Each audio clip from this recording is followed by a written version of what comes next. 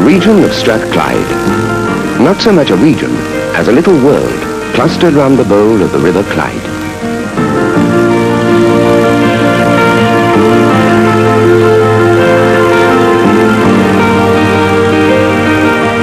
And at the centre, a city, Glasgow. Over 1 million people live in this conurbation, their home, workplace and market. Busy at all times, it is gripped by a twice-daily spasm as the working day begins and ends with a surge of humanity.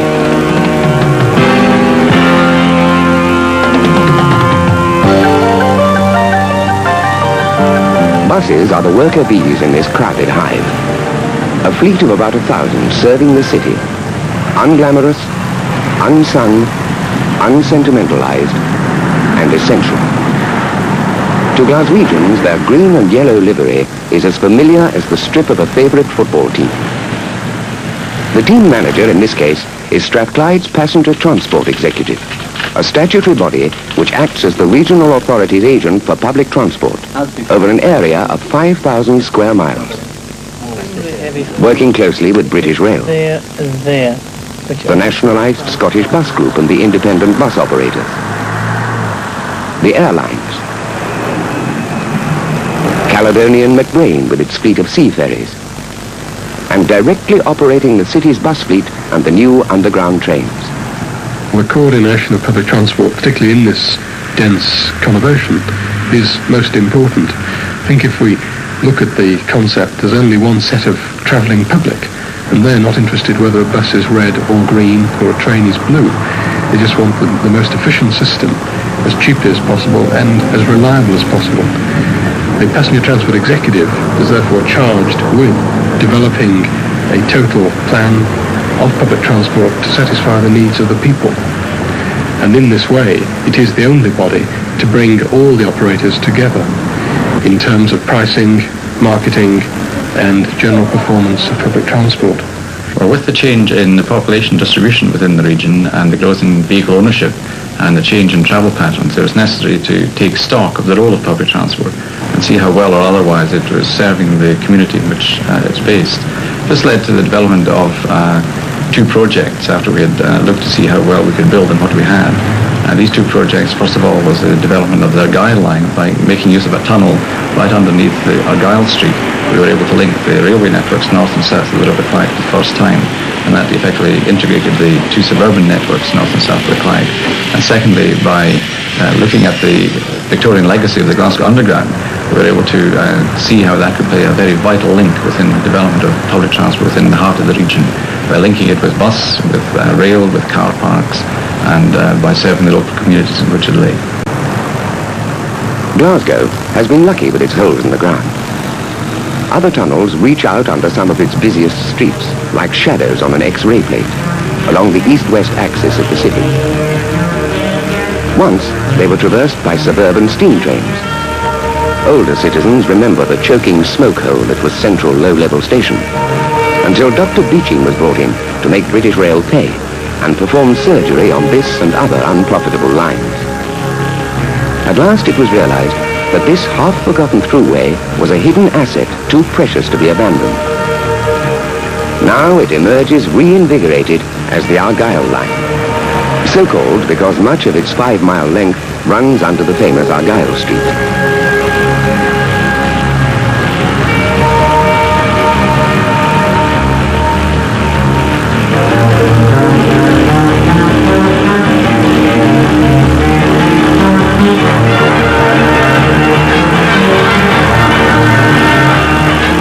The pride of the line is a new station created halfway along Argyll Street, deep down amidst some of the biggest department stores in the west of Scotland.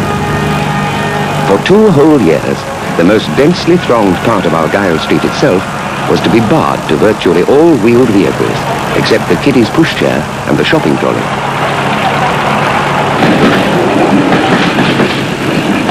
Harty, the second completely new station on the Argyll line, rises high above ground on its embankment where the tracks break ground. In fact, it's a twin, built over the spot where Underground and Argyll line converge, and a new underground station occupies the same site.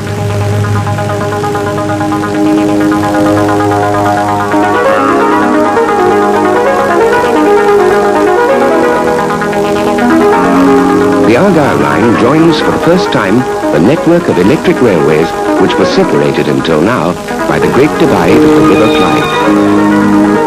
North and south, it seemed, never the twain should meet. Now tunnellers have supplied the missing link.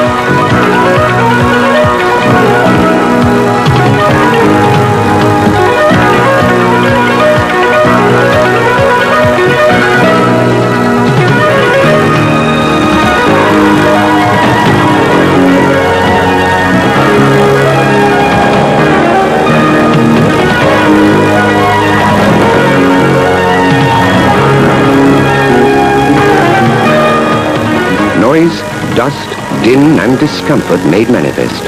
And for shopkeepers, perhaps moments of secret panic. When will it all end? Once a year, there was respite in Argyle Street. The workers departed. Drills were dumb. Pile drivers paused. And the festival began. Lights sparkled. Here comes Santa Claus.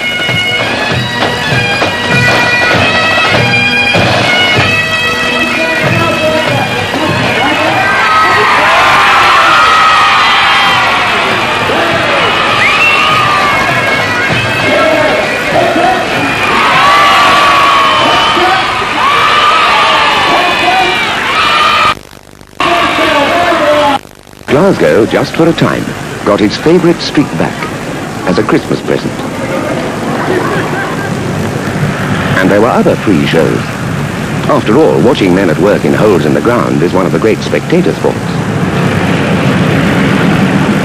The astonished populace gaped as this miniature mock Jacobean castle, sitting in St. Enoch's Square like a plump red hen, found itself floating on air, or rather on a concrete raft, while work on the new underground station continued below. Much of the work was done far from public gaze, like the burrowing junction at Kelvinhall, linking Argyle line with the Blue train system. Unseen also, the yellow giant, paving a base for the permanent way. A hungry monster chomping concrete and leaving behind it as it inched along a perfectly molded and reinforced ribbon of track bed.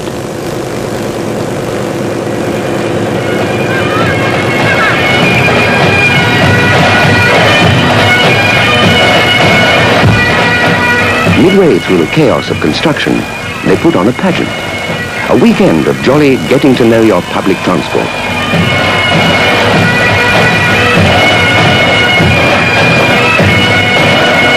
Everyone chips in, from the Transport Museum to the firms supplying the very latest equipment for the underground.